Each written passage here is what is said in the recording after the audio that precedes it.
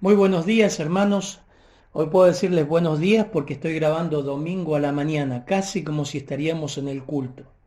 Hoy es domingo 23 de agosto y estamos comenzando la serie de estudios acerca de la carta de Pablo a la iglesia, perdón, de los tesalonicenses, pero en su segunda de Tesalonicenses. Y hoy vamos a ver el capítulo 1, versículo 1 al 5. Así que es un privilegio continuar con las enseñanzas de Pablo para esta iglesia preciosa en el Nuevo Testamento. Vamos a ir buscando en nuestras Biblias. Segunda de Tesalonicenses, capítulo 1, versículo 1 al 5. ¿Mm? Así que ustedes me van a escuchar que quizás tomo un matecito mientras predico, porque hace frío acá. Muy bien. Capítulo 1, versículo 1 al 5 dice así: Pablo, Silvano y Timoteo, a la iglesia de los tesalonicenses en Dios nuestro Padre y en el Señor Jesucristo. Gracia y paz a vosotros de Dios nuestro Padre y del Señor Jesucristo. Debemos dar siempre gracias a Dios por vosotros, hermanos, como es digno, por cuanto vuestra fe va creciendo y el amor de todos vosotros y cada uno de vosotros abunda para con los demás. Tanto que nosotros mismos nos gloriamos de vosotros en las iglesias de Dios por vuestra paciencia y fe en todas vuestras persecuciones y tribulaciones que soportáis. Esto es demostración del justo juicio de Dios para que seáis tenidos por digno del reino de Dios por el cual asimismo padecéis. Vamos a orar y comenzar en este tiempo de estudio acerca de la carta de Pablo a la segunda carta de Pablo a los tesalonicenses. Amado Padre, gracias Señor, gracias Padre Celestial, gracias Dios Santo porque podemos llegar a ti no por nosotros mismos, sino por la sangre de Cristo, porque Él nos abrió un camino nuevo, Señor. Gracias porque nos ves santos en Él, Señor. Gracias por tu palabra que nos alienta, nos alimenta, nos conduce, nos cambia, nos prepara, nos capacita, Señor.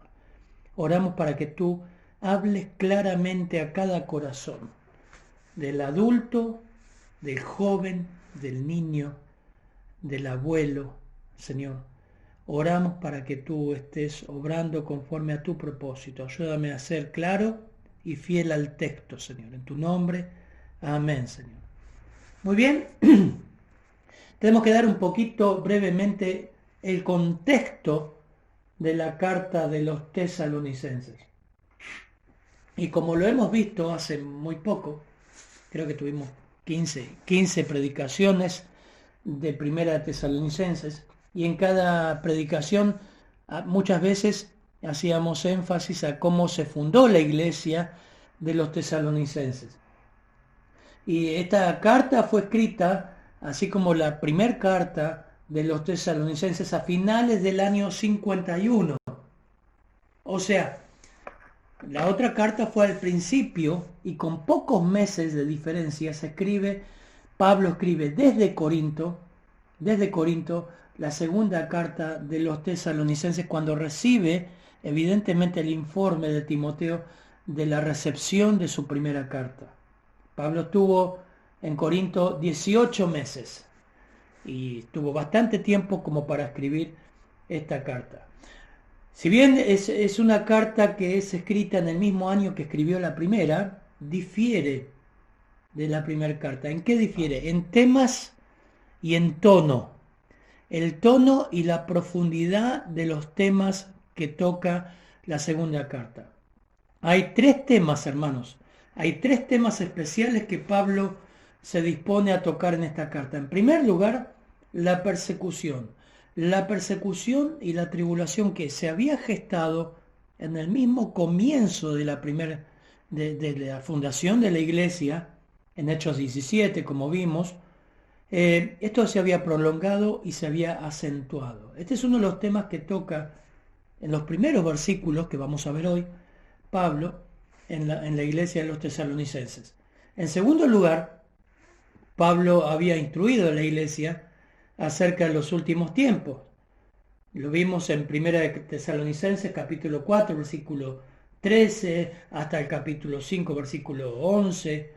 Él, por ejemplo, en nuestra carta que estamos viendo ahora, en 2 de Tesalonicenses capítulo 2, versículo 5, él les recuerda que les había enseñado acerca de los eventos futuros. ¿No os acordáis que cuando yo todavía estaba con vosotros os decía esto?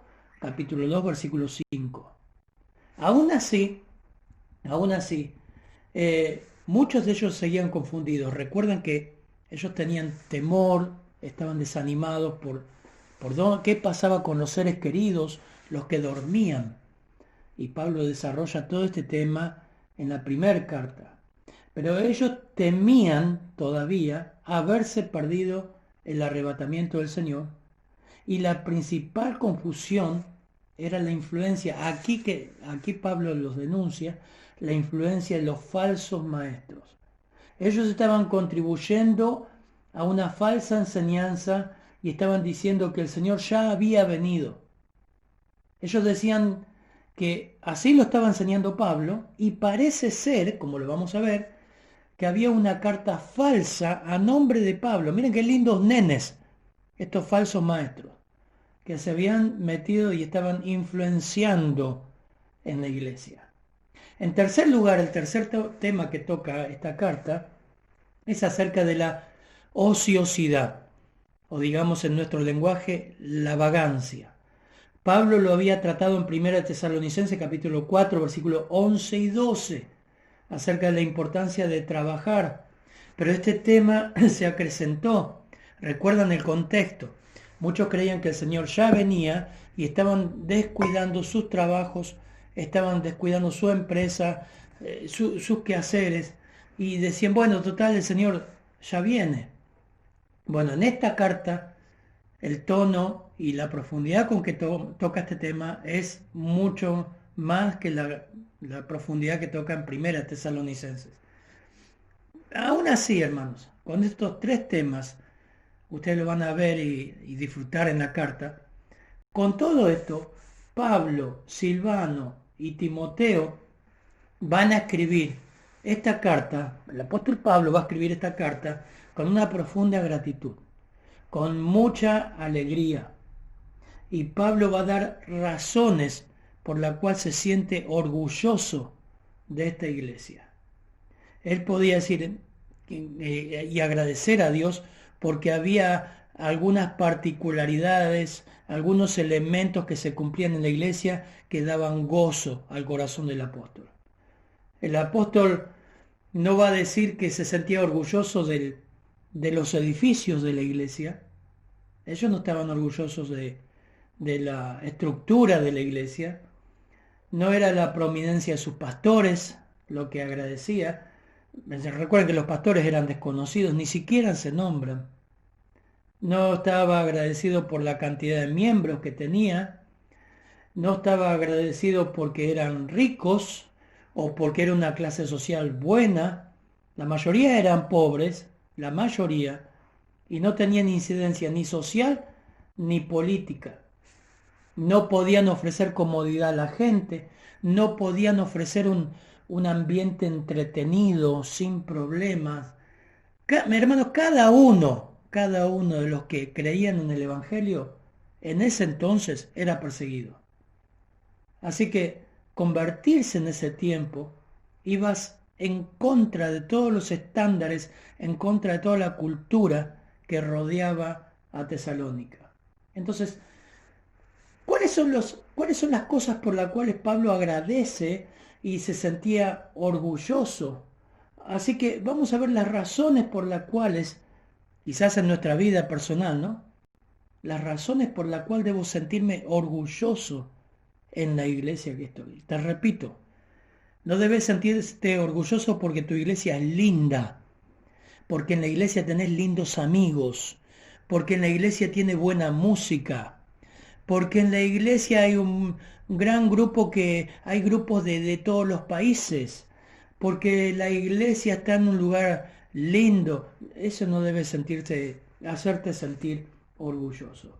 Pablo, en primer lugar, da gracias a Dios y reconoce una de las razones por las cuales está agradecido y un santo orgullo de su iglesia, los tesalonicenses, es que ellos ahora estaban en Cristo.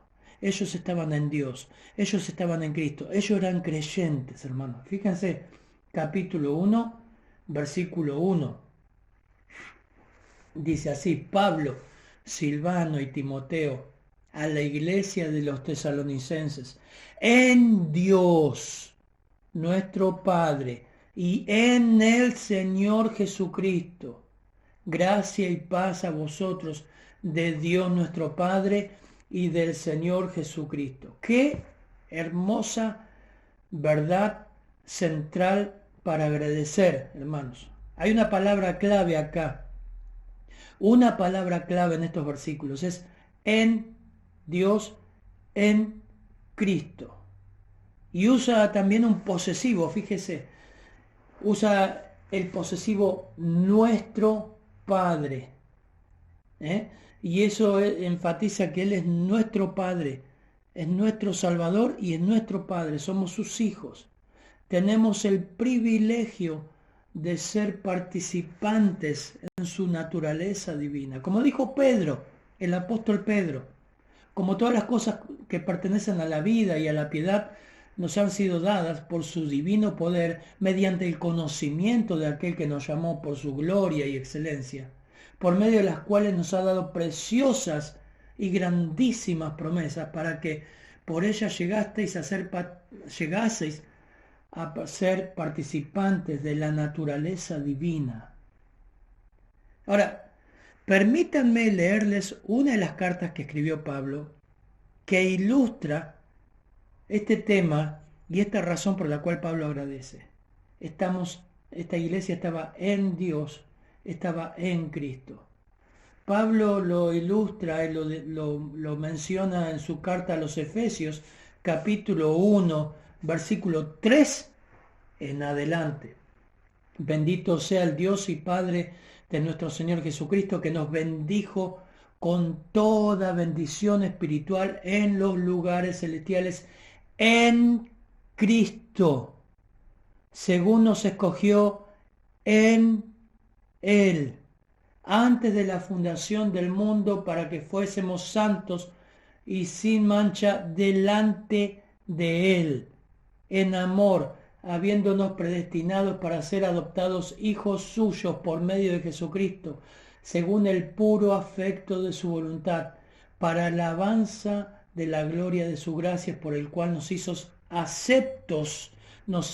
aceptos en el amado, en quien tenemos redención por su sangre, el perdón de pecados, según las riquezas de su gracia, que hizo sobreabundar para con nosotros en toda sabiduría e inteligencia, dándonos a conocer el misterio de su verdad, según su beneplácito, el cual se había propuesto en sí mismo, de reunir todas las cosas en Cristo, en la dispensación del cumplimiento de los tiempos, así las que están en los cielos como las que están en la tierra. En Él, asimismo, tuvimos herencia, habiendo sido predestinados conforme al propósito del que hace todas las cosas según el designio de su voluntad, a fin de que seamos para alabanza de su gloria, nosotros los que esperábamos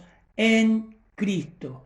En Él también vosotros, habiendo oído la palabra de verdad, el evangelio de vuestra salvación, y habido creído en Él, fuiste sellados con el Espíritu Santo de la promesa, que es las arras de nuestra herencia hasta la redención de la posesión adquirida para alabanza de su gloria. Qué hermosura, ¿no?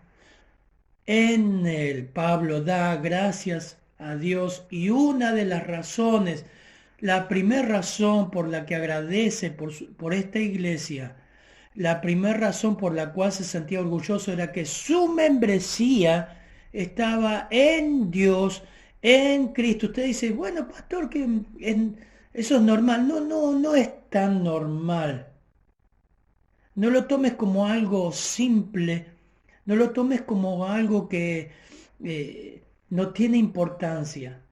Porque si te llevo a la carta de Juan, a los Apocalipsis, es muy triste ver el contraste que hace las dos cartas.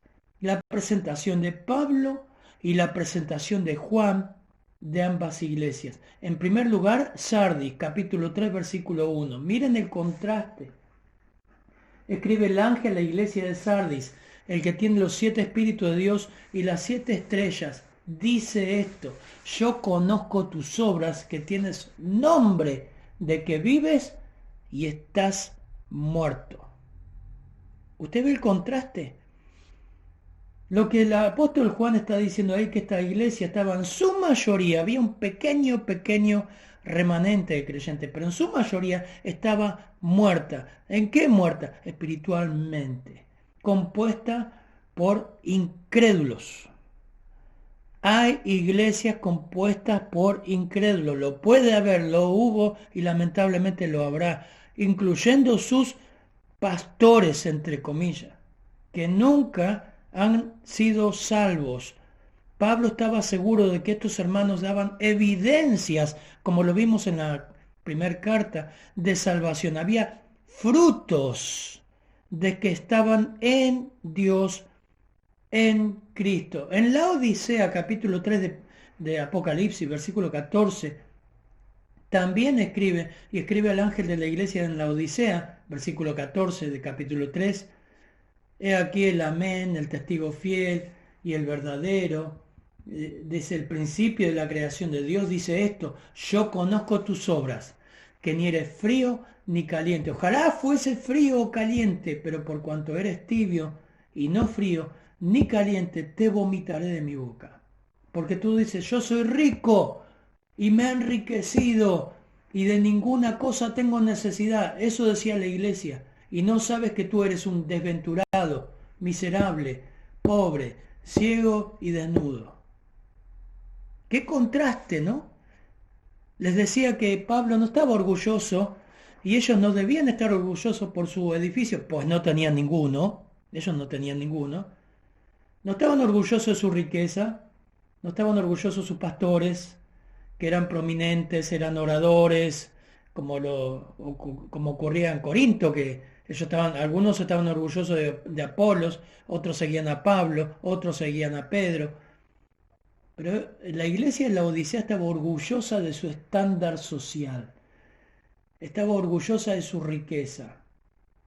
Y el apóstol Juan, el Señor a través del apóstol Juan dice, ustedes están desnudos, ustedes son miserables, pobres, ciegos. Y eran incrédulos.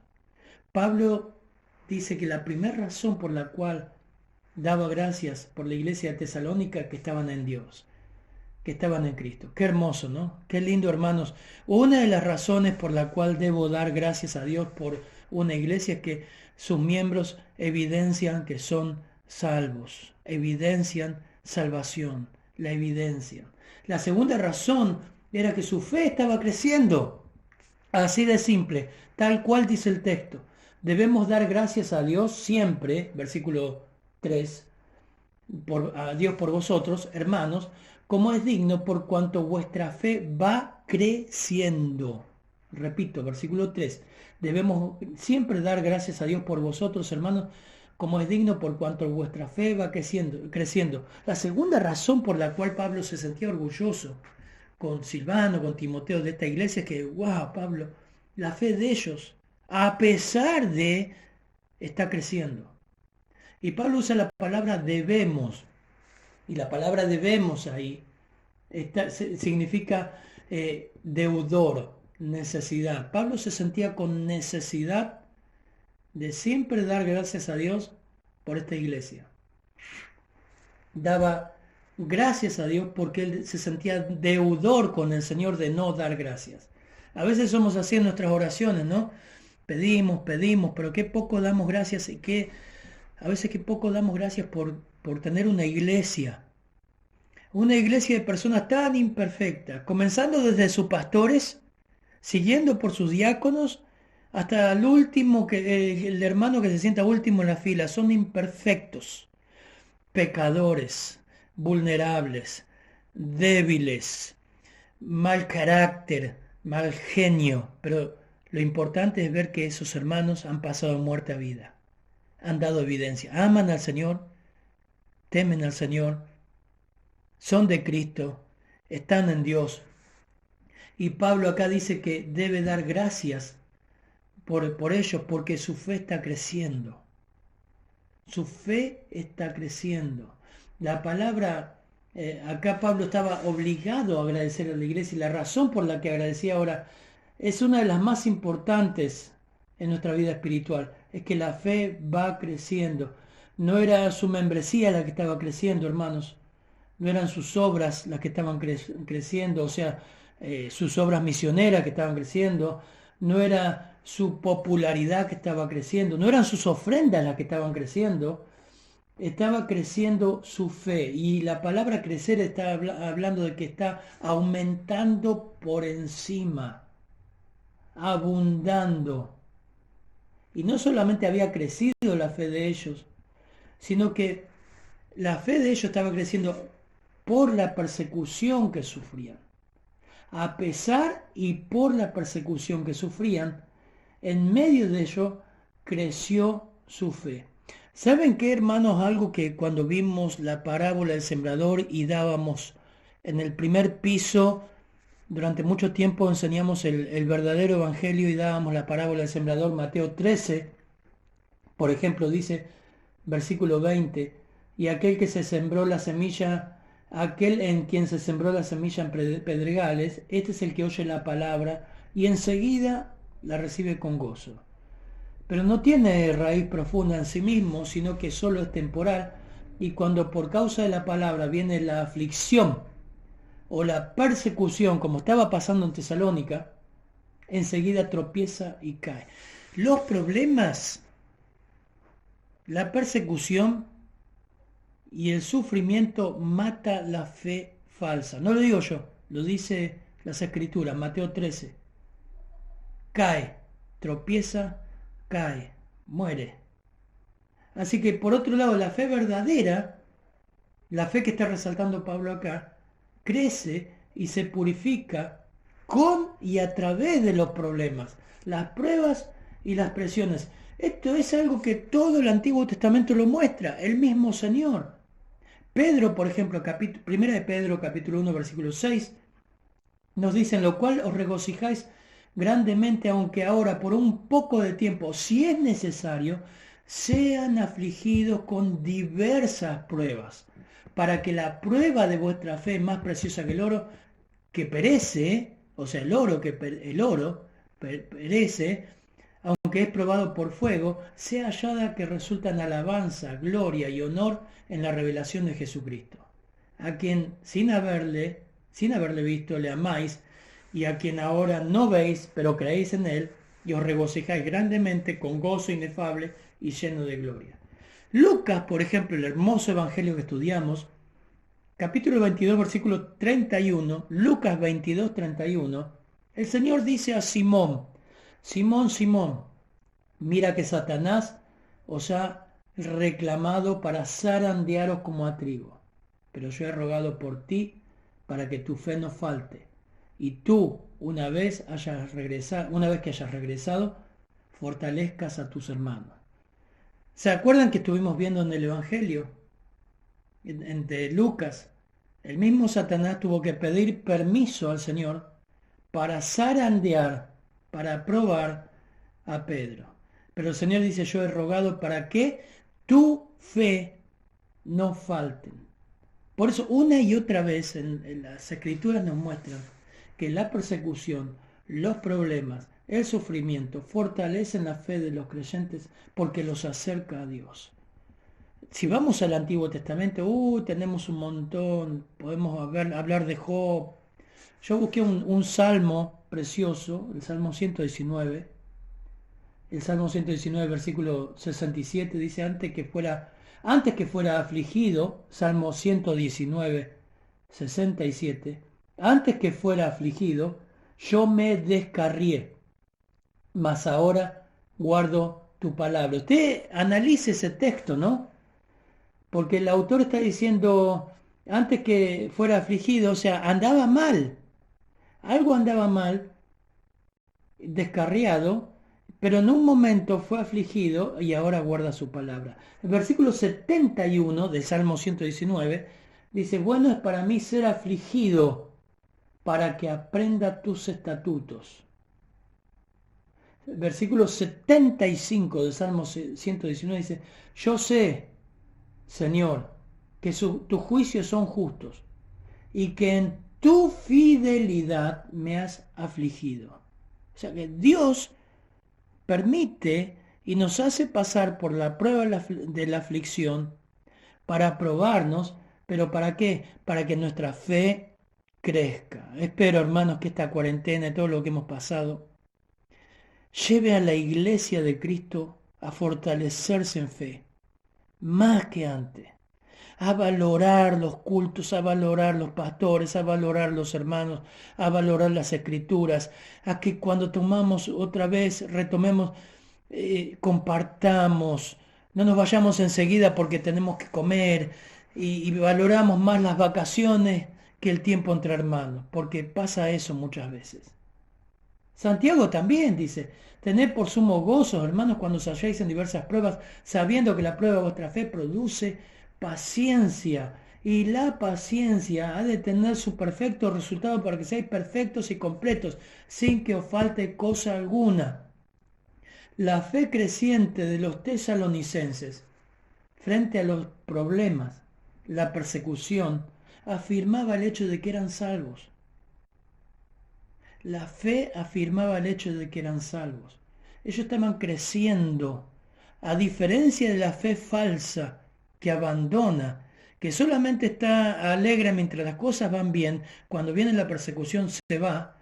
La fe verdadera se fortifica, crece, crece. ¿Cómo está tu fe en el Señor, hermano? Hago un pequeño paréntesis mientras seguimos con estas razones que Pablo da. Son 5. Vamos por la tercera ahora. ¿Cómo está tu fe en el Señor frente a los problemas? Fíjate en todas las escrituras que la Biblia enseña que en medio de la persecución, en medio de la aflicción, el Señor nos acerca más a Él. Es una oportunidad. En tercer lugar, dice que Pablo daba gracias y agradecida, no solamente que crecían en fe, sino que también crecían en amor. Miren, versículos 3 y 4 vamos a leer. Dice, debemos siempre dar gracias a Dios por vosotros, hermanos, como es digno, por cuanto vuestra fe va creciendo y el amor de todos y cada uno de vosotros abunda para con los demás. Como ocurrió con la fe, hermanos, Pablo ahora elogia que también el amor estaba abundando. La palabra abundando habla de aumentar, extenderse, sobreabundar, crecer. El amor de ellos estaba ganando fuerza como una planta. ¿Vieron la planta que comienza a crecer y usted dice, viene creciendo con fuerza? Ahora, ese amor, hermanos, es interesante, ¿no? Porque no era un sentimentalismo difuso, no era un sentimiento emocional. Este amor se demostraba con un servicio y con un sacrificio. Y usted dice, pastor, pero ¿cómo usted sabe que era así? Ahora les muestro el contexto. Por eso es importante, miren, para hablar acerca del amor, tendríamos que hacer solamente un mensaje, podemos hacer una conferencia acerca del tema tocado por las escrituras del amor. Pero yo voy a yo quiero mantenerme en el contexto de la carta, en lo que es el texto. ¿Por qué Pablo resalta el amor de ellos y la fe en medio de la persecución, en medio de los problemas? Fíjense el versículo 5, el apóstol Pablo nos dice que, versículo 5, que crecía el amor, dice, por tanto que nosotros mismos nos gloriamos de vosotros en nuestras iglesias, Dios por vuestra paciencia y fe en todas vuestras persecuciones y tribulaciones. Ese amor, al igual que la fe, estaba creciendo en medio de las persecuciones, en medio de las presiones y los problemas. Por eso es interesante, el apóstol Pablo en primera Tesalonicenses capítulo 4, versículo 9 dijo, pero acerca del amor fraternal, no tenéis necesidad de que os escriba, porque vosotros mismos habéis aprendido de Dios que os améis unos a otros. Y también lo hacéis así con todos los hermanos que están por toda Macedonia. Pero os rogamos, hermanos, que abundéis en ello más y más. ¿Qué era amar? ¿Qué implicaba amar al hermano en ese tiempo? La palabra que se predicó, este texto, era la palabra Filadelfia, amor fraternal, era Filadelfia, y significaba el amor que se tiene por un hermano de nacimiento. Ahora, alguien que desarrolló el tema del amor, aparte del apóstol Pablo en Corintios capítulo 13, fue el apóstol Juan. Siempre se dijo que es el apóstol del amor, el discípulo amado. En 1 Juan capítulo 3, versículo 10, uno piensa en Filadelfia, el amor fraternal, el amor entre hermanos, y como un antónimo de esto, como un contraste de esto, se le viene a la mente Caín y Abel, ¿no? Todo lo contrario. Cómo Caín mata a Abel y cómo el Señor le reprende. Bueno, y ahí está la historia. Esta historia la toca el apóstol Juan en 1 Juan capítulo 3, versículo 10. En esto se manifiestan los hijos de Dios y los hijos del diablo. Los hijos del diablo. Todo aquel que no hace justicia y que no ama a su hermano no es de Dios. Porque ese es el mensaje que habéis oído desde el principio. Que nos amemos unos a otros. No como Caín, que era del maligno y mató a su hermano. ¿Y por qué causa lo mató? Porque sus obras eran malas y las de su hermano justas. Hermanos míos, no os extrañéis si el mundo os aborrece. Nosotros sabemos que hemos pasado de muerte a vida en que amamos a los hermanos. El que no ama a su hermano permanece en muerte. Todo aquel que aborrece a su hermano es homicida. Y saber que ningún homicida tiene vida eterna permanente en él. En primer lugar, Caín, lo que muestra Juan, era un aparente adorador. Aparente adorador. Es lo que dice Juan. El homicidio que cometió era nacido del odio, hermanos. Fue como los mismos ejecutores, los líderes que llevaron al Señor a la cruz. Su ofrenda no fue aceptada como ofrenda porque en realidad no fue dada como debía darse. Y en síntesis, resumiendo, era hijo del maligno, lo que dice Juan. Juan da a entender que en medio de las congregaciones habrá falsos hermanos que nunca podrán desarrollar amor verdadero porque no son regenerados, porque son falsos adoradores y tienen apariencia de adoradores. Versículos más adelante del capítulo 3 de 1 de Juan, Juan sigue desarrollando el tema de este contraste entre los falsos creyentes y los verdaderos creyentes en lo que es el amor al hermano. En esto hemos conocido el amor, dice el versículo 16, en que Él puso su vida por nosotros. También nosotros debemos poner nuestras vidas por los hermanos. Pero el que tiene bienes en este mundo y ve a su hermano tener necesidad y cierra contra él su corazón, ¿cómo mora el amor de Dios en él? Y termina el versículo 18 de capítulo 3 de 1 de Juan. Hermanos, dice, hijitos míos, no amemos de palabra ni de lengua, sino de hecho y en verdad. O sea, Juan coloca el mayor parámetro que tiene un cristiano, que es el mismo Señor. Esto mide, el mismo Señor y su entrega mide toda expresión de amor.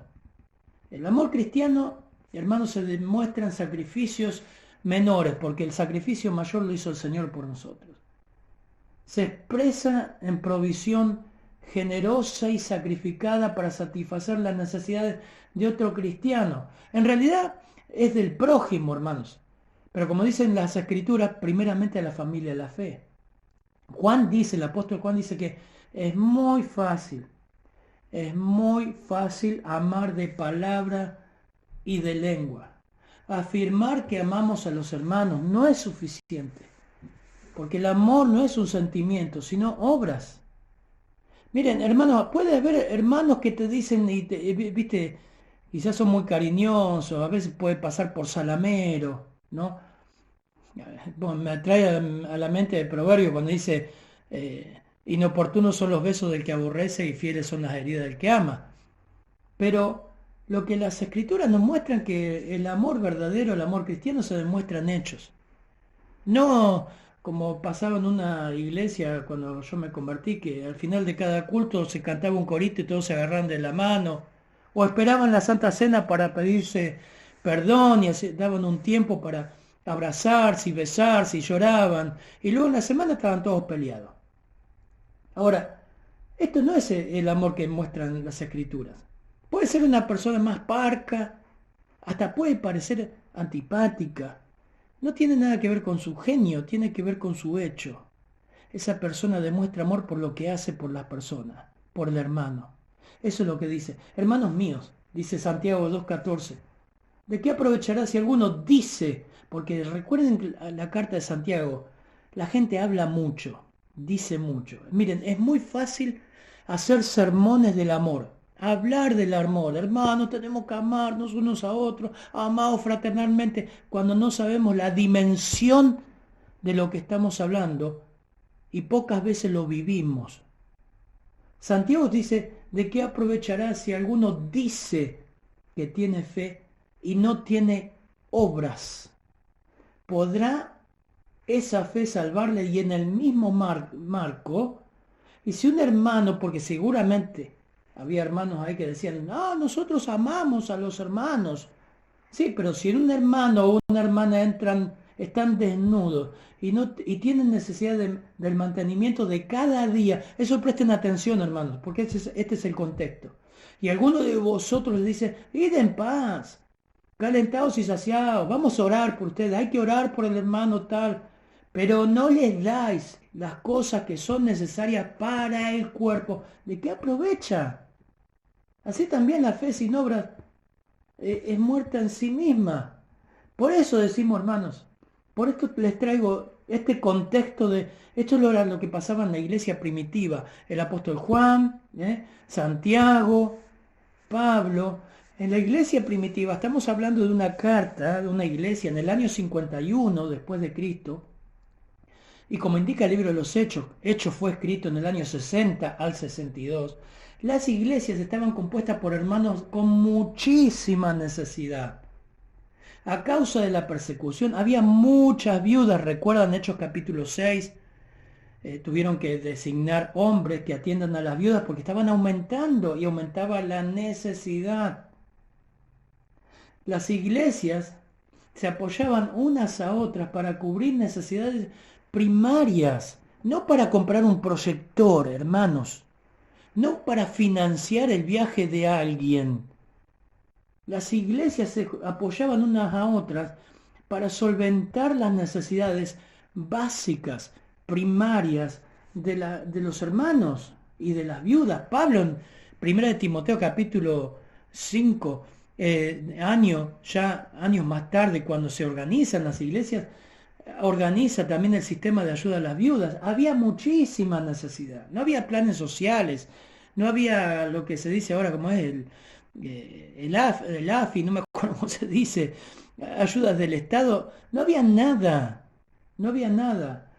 La hospitalidad, la empatía, el servicio, el suplir necesidades de otros, estaban a la orden del día. Santiago nos muestra también que había algunos que no se les movía un pelo. Eso dice Santiago. Dice, algunos de ustedes le están diciendo, vayan en paz, calentados y saciados, pero no. Había gente insensible en las iglesias, pero en su mayoría las iglesias cubrían este sentido de hospitalidad, de hospedar, de suplir necesidades. Por lo general, las iglesias, hermanos, eran una familia. Lo describe el libro de los Hechos. Por eso Juan dice, el apóstol Juan, no amen de palabra o de lengua, hermanos. Es más que eso. Es más que si el hermano me saludó, no me saludó, si piensa igual que yo, si no piensa igual que yo. El amor en Cristo, hermano, se ve que cuando alguien tiene necesidad, corres, te sacás lo que tenés encima y se lo das. Corres. Y acá en San Miguel hay una gente maravillosa. Hay hermanos maravillosos que están a la orden del día buscando a ver, pastor, ¿sabe de este hermano si tiene para comer? ¿Sabe si tiene trabajo? Continuamente. Quizás se nos escape. Si usted sabe de algún hermano que en esta cuarentena está pasando una necesidad y no lo dice, avíseme. Avisa al pastor Cristian. Porque puede pasar, hay hermanos que le llamamos y niegan, ellos dicen, no, pastor, estamos bien, y quizás tienen necesidad, y por vergüenza no lo quieren admitir. Pero ahí se expresa el amor, hermanos. Ese es el amor práctico. La iglesia de Tesalónica evidentemente abundaba en ello. ¿Por qué abundaba en ello? Porque abundaban las persecuciones, las tribulaciones. ¿Cómo se veía que se amaban? ¿Por lo que se decían? No, por lo que hacían. Seguramente estaban hospedando viudas. Estaba abriendo su casa y recibiendo una familia y dándole de comer. Cocinando para 10, cocinando para 15. Estaban sacando de su sueldo, estaban metiendo la mano en los bolsillos, estaban dando. Había muchísima necesidad. Miren los contextos de las cartas de lo que eran las iglesias primitivas. Desbordaban en amor. Ayudaban económicamente, materialmente, hospedaban a otros hermanos en necesidad. Qué fácil es enseñar del amor, ¿no? Qué fácil. Pero otra cosa es vivirlo. Por eso no améis de palabra o de lengua. No hagas eso. Mejor no digas nada y practicalo. En cuarto lugar, estaban creciendo en paciencia también. Nos acercamos al final. Dice el apóstol Pablo en capítulo 1, versículo 4, por tanto que nosotros mismos nos gloriamos de vosotros en las iglesias de Dios, por vuestra paciencia y fe en todas vuestras persecuciones y tribulaciones que soportáis. Pablo elogia nuevamente otra característica de esta iglesia es su paciencia. Ahora, entre paréntesis, ¿no? ¿Cómo está elogiando Pablo esta iglesia? Pero recuerden dónde está escribiendo, de dónde está escribiendo, es de Corinto. Y ahí Pablo va a estar hablando de una iglesia, una de las iglesias más inmaduras del Antiguo Testamento. Una de las iglesias con más problemas del Nuevo Testamento, Corinto. Iglesia partidaria, iglesia que estaba fraccionada, iglesia decían, yo soy de Pablo, yo soy de Cefas, yo soy de Apolos, yo soy de Cristo, yo soy de Andrada, yo soy del Pastor Rivero. Una iglesia terriblemente enana espiritualmente. Qué contraste, ¿no? Entre paréntesis, porque Pablo escribe desde ahí a una iglesia recalcando el ejemplo y se sentía orgulloso de esta iglesia. La palabra que usa ahí es hupomone y dice, por vuestra paciencia también nos gloriamos en todas las iglesias. O sea, era un ejemplo. Y significaba resistencia, aguante alegre, constancia, paciencia, perseverancia.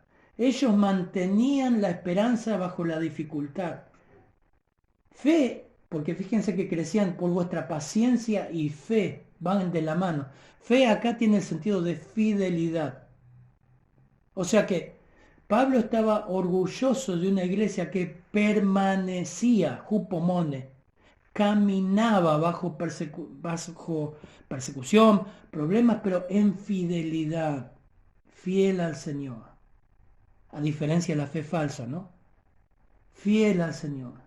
Fiel en medio de las tribulaciones que soportaban. Crecían en paciencia.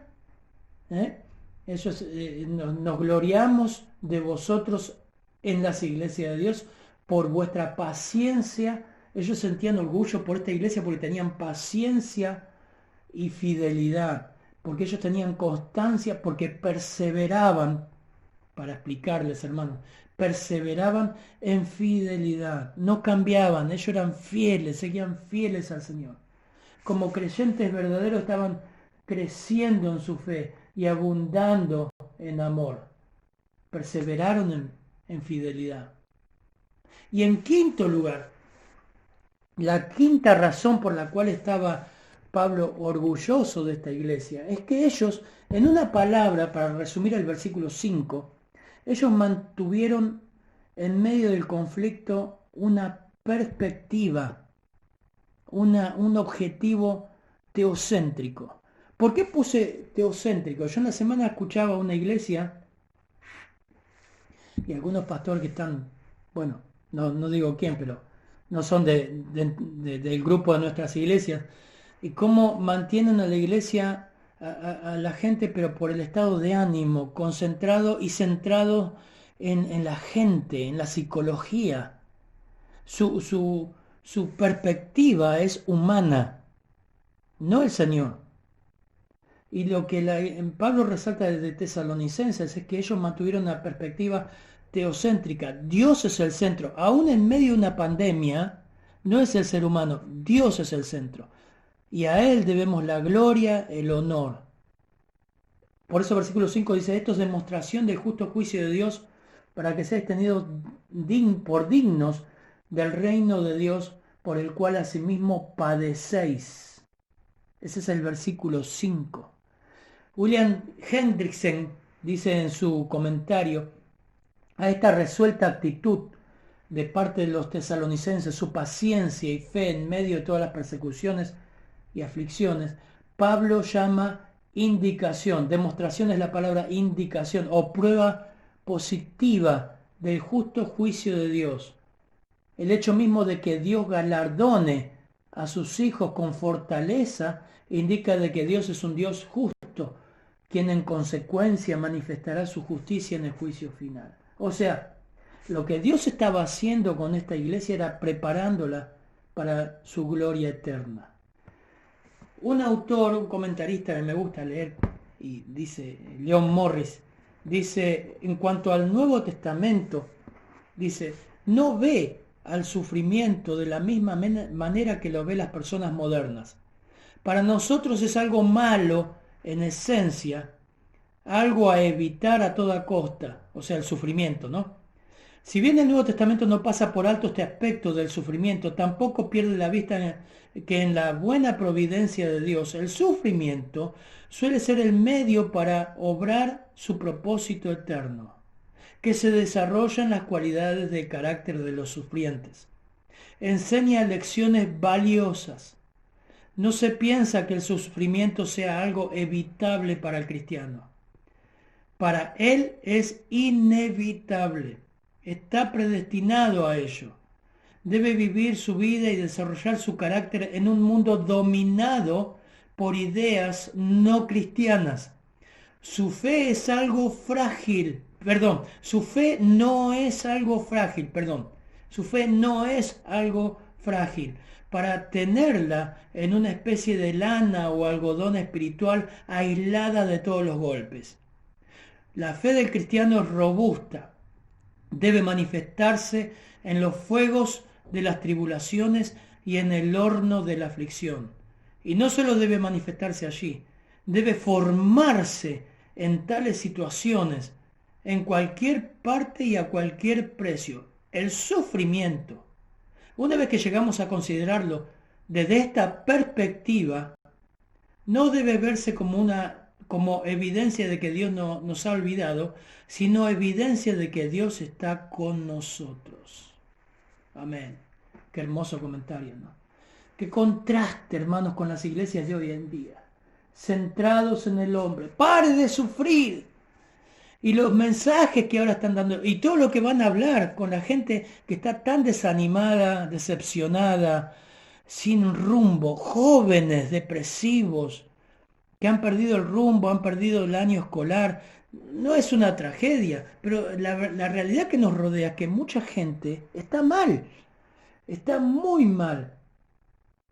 La iglesia debe mantener una perspectiva teocéntrica. Hoy las iglesias persiguen la felicidad personal, la autorrealización, la comodidad, el éxito, la prosperidad, pero la iglesia de Tesalónica buscaba el reino de Dios y su justicia como prioridad.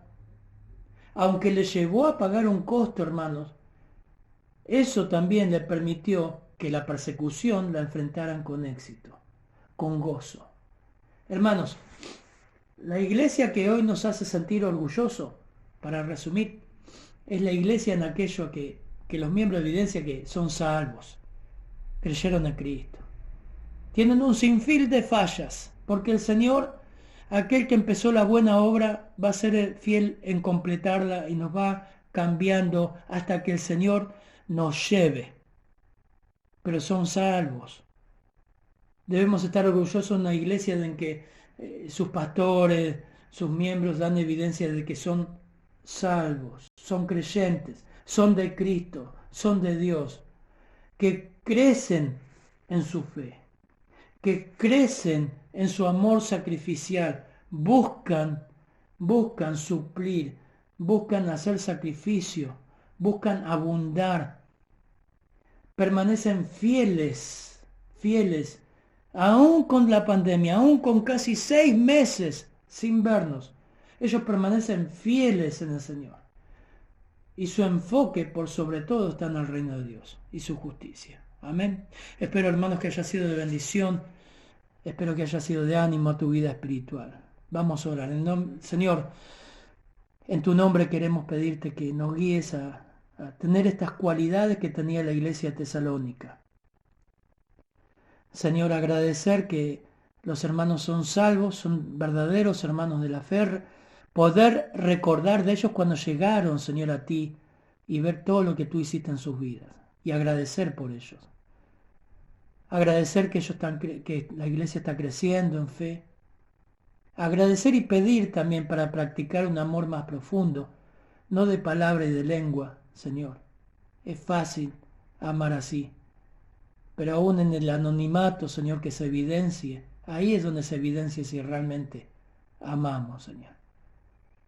Permanecer fieles en las circunstancias difíciles y ayúdanos a mantener una perspectiva teocéntrica, que tú estés por sobre todo en nuestra vida. En tu nombre, Señor, oramos. Amén.